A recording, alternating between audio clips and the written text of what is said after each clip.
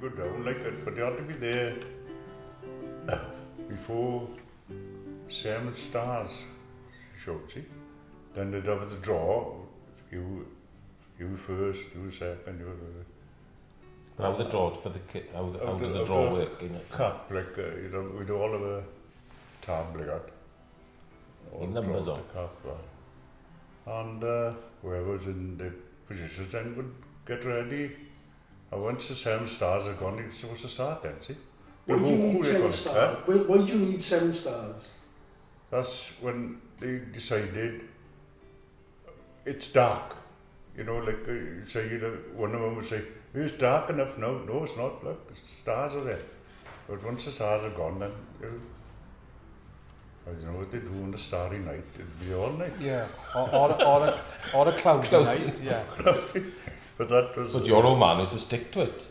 Well, and the thing was on Di's Day really, as well as Snowy's, that they were 12 pairs, and everybody. I'm sure there were arguments at some stage, but everybody would cater for everybody else. And what I noticed over the last few years, even though there's less coracle numbers, there's always bickering about who starts where and when, and they can't get on with it, you know.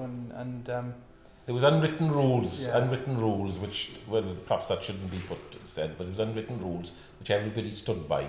And that was right then, and there was elders there. It was Snowy, especially Malcolm's father, Raymond, who was very much for the rules, the tradition and the rules, which was the right thing, and that's how it was. That's how I fished when it was.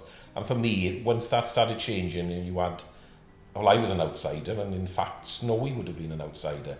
But once you had people that didn't respect that, to come into it, didn't respect that, then who were ignorant to that, or more interested in catching fish rather than the whole process of being there and part of something which is, well, you know, it's plenty of people go and play golf or play rugby or do that, but there's not many have got the opportunity and perhaps people to want to do it, but to be able to do that, I think it's a fantastic thing to be able to do that. This is part of Welsh tradition, but there are a certain small minority that they're only interested in this.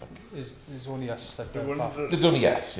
When I started, once you went off, started fishing, then things started to change in the wrong way, really. The ones I seen that used to make the rules because the fathers had made them before them, and this were the ones that were breaking them. Yeah. I would never broke the rules at all. But when he's there, when Snowy was there, Snowy was like the general, that if there was a quarrel or a squabble, then they'd ask Snowy, and if Snowy said that's the way it is, that's the way it was. Okay, yeah. And that's what we've lost now, really, on the Towie. There's an elder, a chief. You know, a chief, a king of the Towie really is the elder, and once he packed in, there isn't anyone then that can take over the mantle, and that's unfortunate. That is unfortunate. Yeah. And you know, my father was a stickler for the rules, and he went to a public inquiry, and he stood in the public inquiry, and they said, Mr. Rees, you fish, you fish. You don't just fish when there's 7 stars. So what you're telling us is not correct. You fish when you want to fish, and you fish in the day. You fish when you say you don't. And my father stood there and he said, no, I can categorically tell you that we don't fish.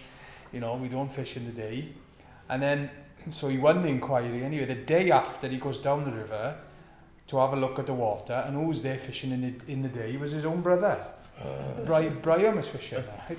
And they quarrelled about that for bloody years, and but you're a very good fisherman. And Brian then, you see, would my father was the stickler for the rules, and Brian didn't really care. Well, he did, but he would fish when he wanted to.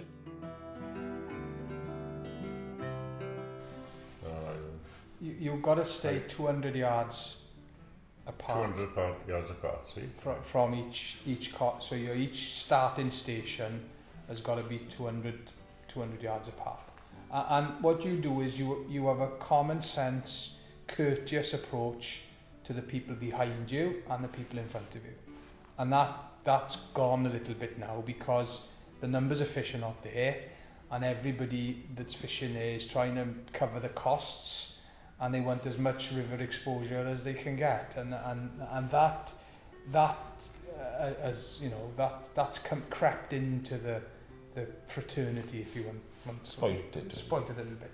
And you know, these guys, they were all the 12 licenses, and I don't suppose it was ever 12 in one night. So was yes, it was it? Oh, yeah. But everyone would be catching, wouldn't they? Yeah. You know, everyone and would not have. only But there was the comradeship first, then. There was comradeship, and obviously there was a competition. But it's a nice competition. You know what I mean? Nice competition in that respect. See, about 10 of them would do it. 2 of them then, like Clive Evans and the Billy Boys, they'd go on further, so they were out of it. So there's only 10 left, actually. And then for somebody else will go around. You know, it all balanced out, and everybody was fair, like, no animosity. not. It is funny, right? The worst thing as a coracle fisherman, and we know we've all encountered it.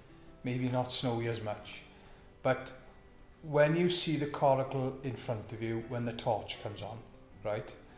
You know that they're about to pull a fish in, and then you're next, so you're fishing behind them, and you haven't caught nothing, and you look behind you like that, and the people behind you have got the lights on. Yes, you start panicking. So- What's gone wrong? Just that you all met him, no? Yeah. So then you start having questions then about what are you doing wrong, but more importantly and more realistically, it's what your partner, the other side, is doing wrong. You see, and that comes into the. So it's all a bit of mind games, a lot of it, you know. But they think that the fish come straight up the river like that. They're not like that. They're going. You see them with rowed in sometimes. Yeah. Rowed into. Well, everybody. When I was fishing, he was the marker. Well, his nickname was, besides Snowy, he was the Hoover.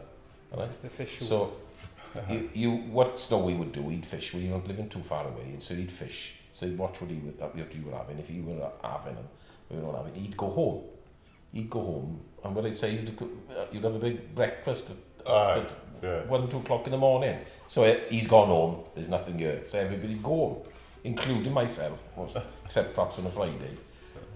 He'd come back out when the river'd settled then. Because the fish go into the side and the fish come out and he'd have like... You showed them like? Yeah. I've done it often.